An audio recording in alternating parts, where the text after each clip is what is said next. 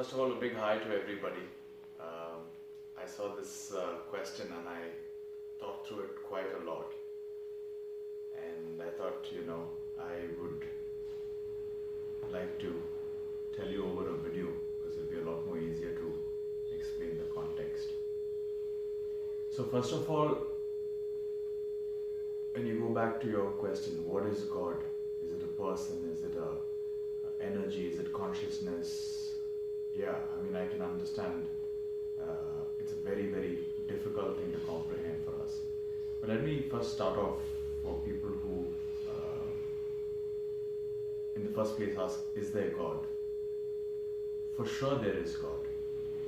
There is definitely an intelligent, independent,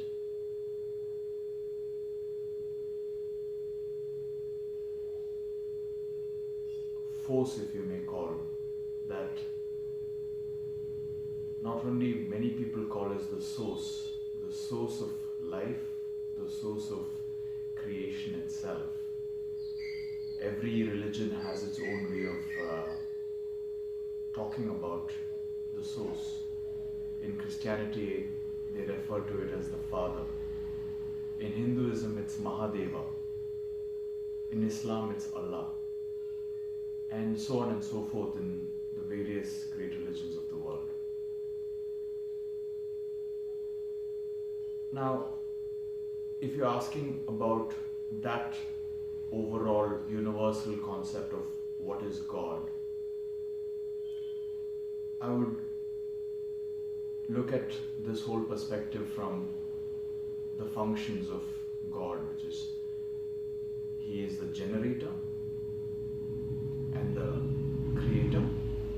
He operates the cosmos, and He is also the destroyer if need be.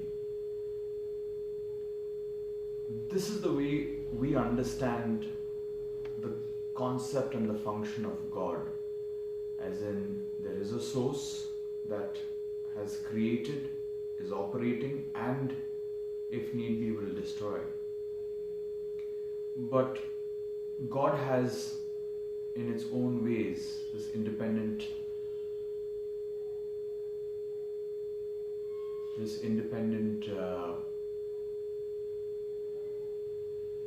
decision-making,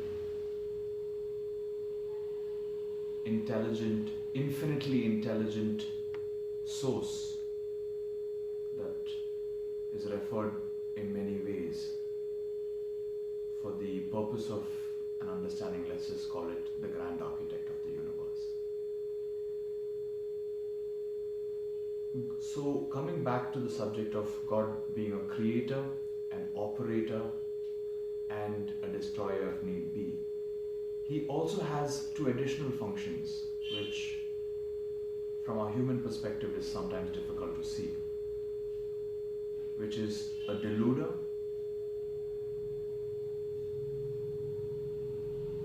which is we are definitely living in some sort of a delusion.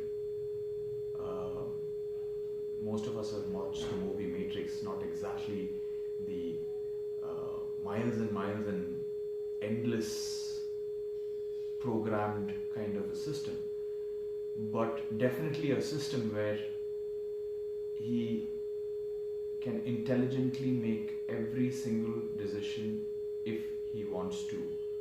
I wouldn't even use the word He, I'm just going to call it because there probably is not a right word in English because our whole language system is based on he and she. So from that perspective, definitely God exists in an infinitely powerful, intelligent, decision-making force, if you may call it. The question is, how does one experience the so-called God, the so-called source?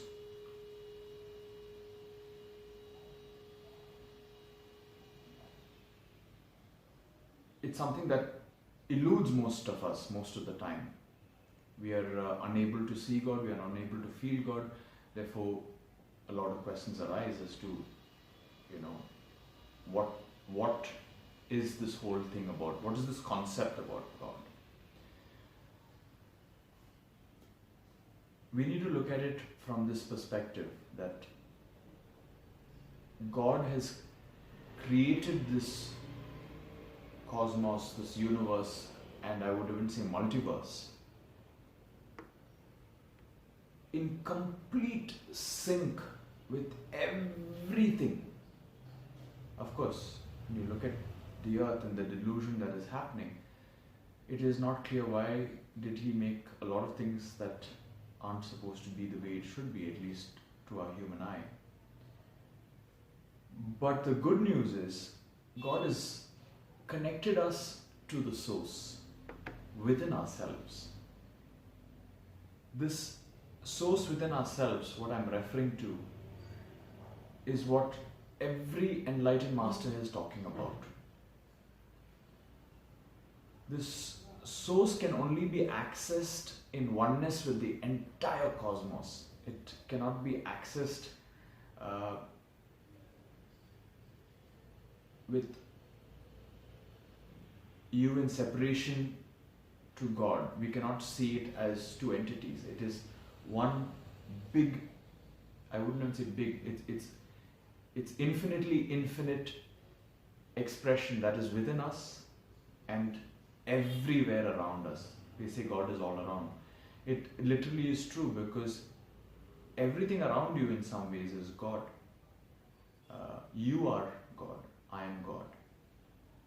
And it is an understanding that we have to reach through the process of raising our human vibration.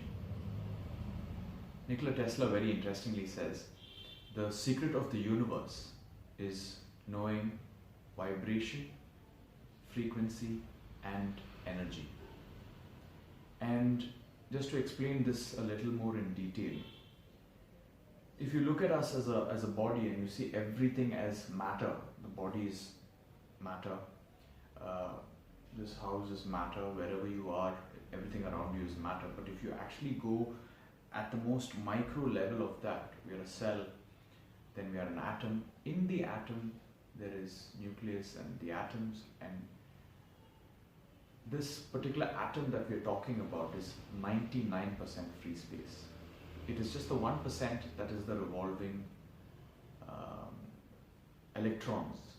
Everything else is empty space. So technically speaking, 99% of you and me are empty space, if you look at it from that context. But we are on a physical plane, and we understand it only from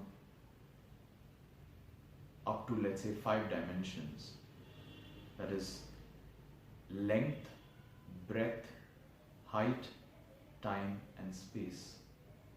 But dimensions per se, there is more dimensions that most humans are unable to access. But the good news is it is not very difficult to access. To access these frequencies, to access this so-called vibration that I'm talking about, is really about understanding your own emotions, understanding how you feel, understanding how you think, which is what the Great Secret talks about. And the more you can be in tune with the most basic positive vibration, which is love, the more you are raising your vibration and frequency to the frequency of God. At a certain frequency above, I would say at a certain frequency, as you go higher up, when you pass 500 and go towards 600 and 700 hertz, your body reaches that kind of a frequency. That is when you slowly start experiencing God. Raising the vibration, of course, is a full body, mind and soul detox, and it not only is about understanding and watching every aspect of your mind, body, and soul, and providing the right inputs to ensure that your body's and mind's vibration is being raised. Most people ask, it's not happening to me that easily. And the reason is we have been trained and have a fear psychosis that has been unfortunately, we've been put into that system of a fear psychosis. When we are able to understand each of those thoughts that is also vibrating at a unique frequency and connecting with the original source that we're talking about, and are not in the lower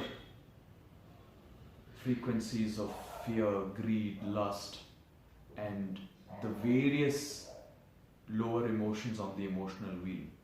It'll also be helpful to look through the emotional wheel, and each time a thought comes, try to analyze what emotion on the emotional wheel does it fall into.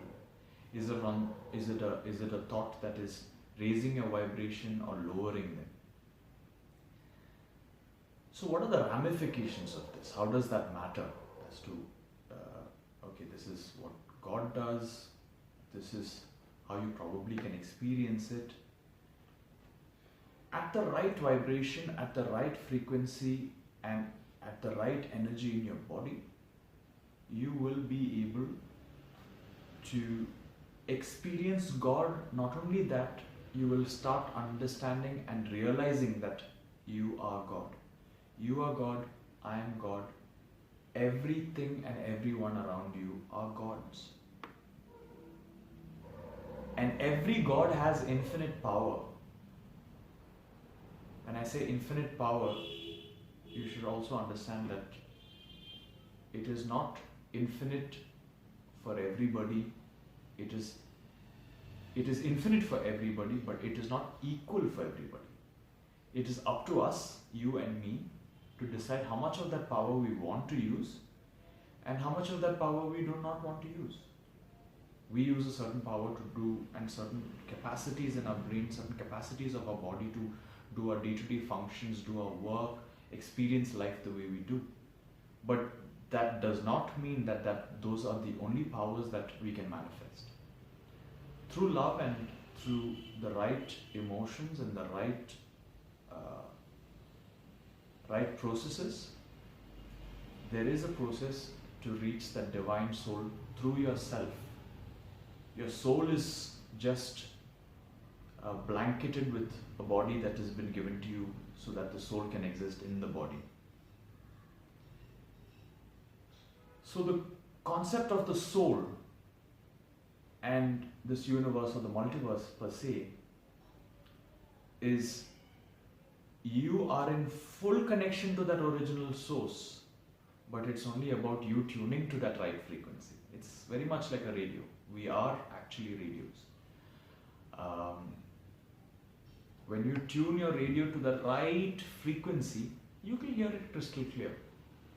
When you're not in the right frequency, you can hear nothing, or you will not be able to make sense of anything that is being told. The concept of God, to truly understand, I'm sure, which is all within us as well, we'll have to be tuned into the right frequency. It's very interesting that now the world is labeled in different religions, countries, names, sects, and in different ways, whether it's political or religious, spiritual. But every enlightened master who's walked on our planet has mentioned it in many ways. Jesus Christ said, I am the way, the truth, and the life. But the I that he's referring to in that very, very powerful statement, I am the way, the truth, and the life. The I that he's referring to because English does not have, this is my own interpretation, English does not have a better word for the I per se that he is using. It technically refers to the Atman, which is the soul. So when you say those words, I am the way, I am the truth, and I am life, I am the life. He and all the other enlightened masters are telling the very same thing. That you are God, you are the way, you are the truth. So, just to conclude this entire talk, God exists within us, around us, everywhere, and we are connected to that source, as I so called it. And we can access those very same powers that God's exist. It's about us to find out how, and it's about us to use them in the way that most benefits our life and humanity around us. That being said, I'd like to say that within the limited dimensions that I have come to understand life, this is my understanding of what is God.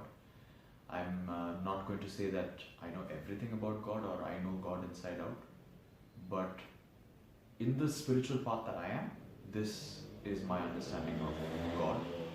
Please feel free to share your thoughts and how you perceive God and what is God according to you. See you. Thank you. Bye.